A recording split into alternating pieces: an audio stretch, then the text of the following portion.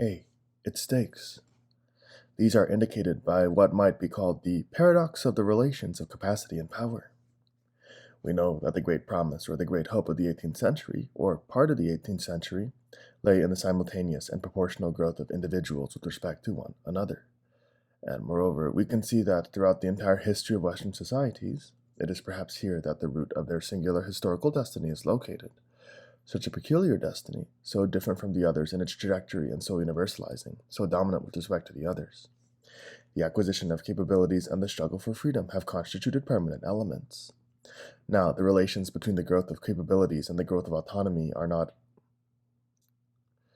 as simple as the 18th century may have believed, and we have been able to see what forms of power relation were conveyed by various technologies, whether we are speaking of productions with economic aims, or institutions whose goal is social regulation, or of techniques of communication.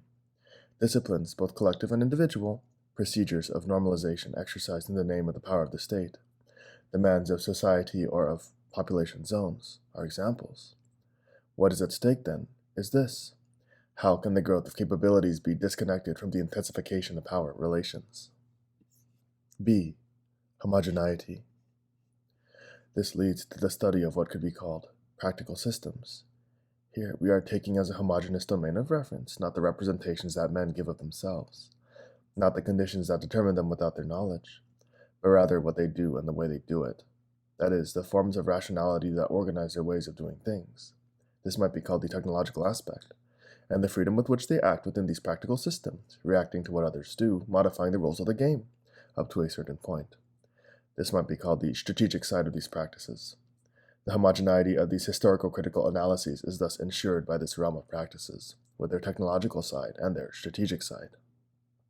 C. Systematicity. These practical systems stem from three broad areas: relations of control over things, relation of action over others, upon others, relations with oneself. This does not mean that each of these three areas is completely foreign to the others. It is well known that control over things is mediated by relations with others, and relations with others in turn always entail relations with oneself, and vice versa.